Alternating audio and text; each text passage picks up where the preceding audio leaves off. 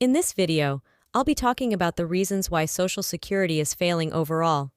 If you've been watching, let's get started and go over all the facts right now. I have all the information you need right here. The headlines? Whether you've been watching the movies on the channel or anything else available right now, you've undoubtedly heard something about Social Security in the previous few years. Whether it be about the program's possible insolvency, payments being reduced, or any number of other similar issues. Everyone has heard it at some point, but as of right now, Social Security is here to stay. With a large amount of money in the trust funds, it will continue to provide promised benefits to millions and millions of beneficiaries for many years to come. The Social Security Act was put into law in 1935. Thus, this program has been operating for about 90 years. However, from 1935 to the present, in 2024, when I shoot this movie, things have changed significantly. I want to give you all the information about this because, believe it or not, there are a few different reasons why this program isn't really working for the beneficiaries anymore, and isn't in a very strong financial situation going forward. Not from 1935 to the present, things have changed significantly. I know, surprise. I never would have imagined that in 90 years, things would genuinely change.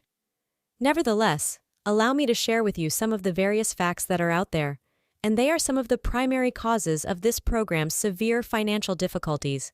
Nevertheless, before we get started, I would greatly appreciate it if you could do the following, even if you are new to the site. First of all, welcome and many thanks for being here with me. I would really appreciate it if you could subscribe to the channel by clicking the button located directly below the video. It's completely free to do so, and I adore free things. Since I think it's humorous, I'm watching all the headlines. And since free is my favorite price, we'll pass that price on to you today by clicking the subscribe button below. By the way, it's always free to subscribe. I understand that this is a difficult time for everyone financially, and I'm doing the research, advocating for you, answering questions, and doing anything I can for you right now. Thank you so much, and please subscribe. If you haven't already, let's go over the specifics of the major reasons why Social Security is currently struggling to keep up with all that is going on. I'll mention a few different ones. Yes, I wholeheartedly concur with it. Are far more than simply the ones I discuss in this video, but I want to highlight a few main explanations for why this program is experiencing some significant money-related problems. First things first, this is what it really comes down to. I want to talk about life expectancy as soon as possible. Alright, so consider this. In 1935, the Social Security Act was enacted, and the first checks were sent to recipients. A few years later, what transpired? That is, how long were people living at? I'll tell you what, at that time, the approximate life expectancy was 65 years when Social Security was initially signed into law. Now guess what was the full retirement age for Social Security at that time? 65. G observed that correctly. Thus they essentially said, we're going to, set the full retirement age at 65, which is the average person's life expectancy. In other words, folks will come in, grab one check, and die awesomely, receiving one check, and everyone will win in this sense. The program succeeds, but the beneficiary is essentially screwed. This is because, despite paying into Social Security payroll taxes, they receive nothing in retirement.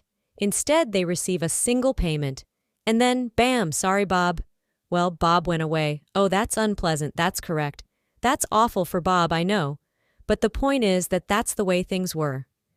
Basically, at the very end of their lives, they receive checks, sometimes even without any at all. Sorry, it's not a good situation. Life expectancies have increased by about 16 years since then, so even if we're 90 years older now than we were 90 years ago, it's still excellent that we're living longer on average. All live longer, which is fantastic. That's great for many individuals, but this isn't really taken into account for what the program is doing here.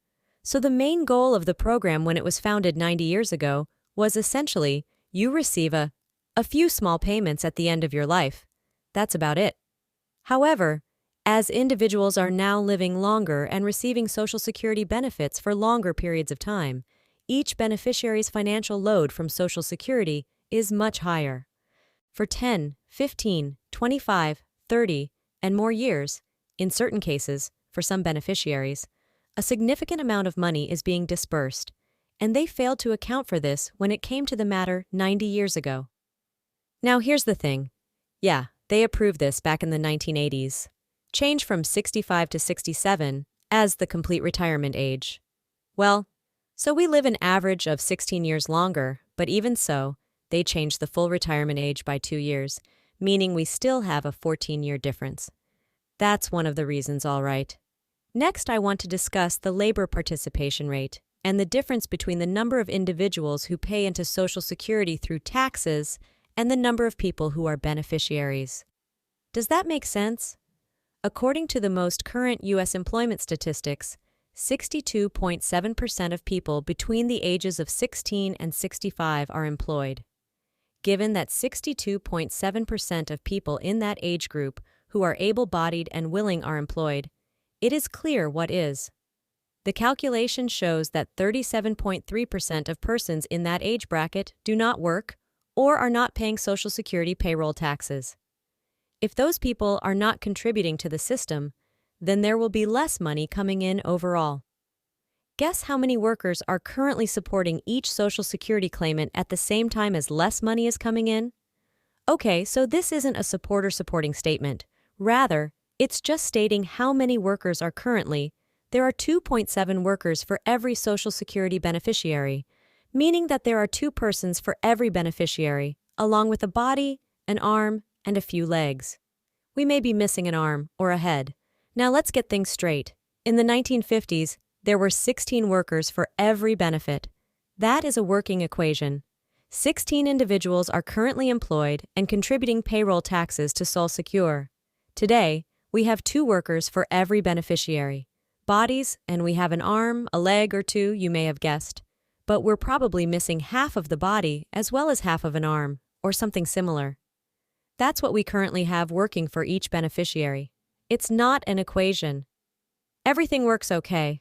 It just indicates that there are currently considerably less working-age individuals than beneficiaries.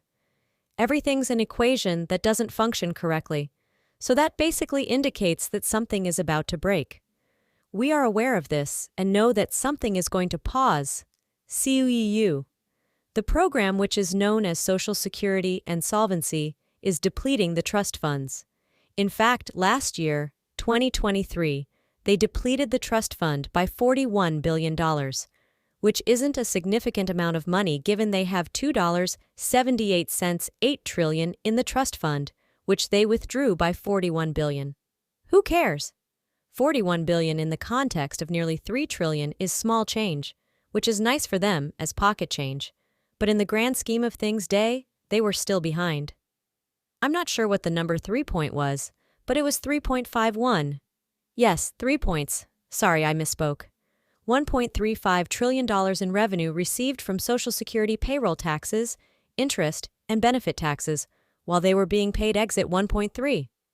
I apologize for my confusion, but these huge numbers, $1,392 trillion in benefits, confuse me a little. They had to take $41 billion out of the trust fund to cover their deficit. Given these circumstances, it's no surprise that they're having financial difficulties. Changed. Now, here's the thing.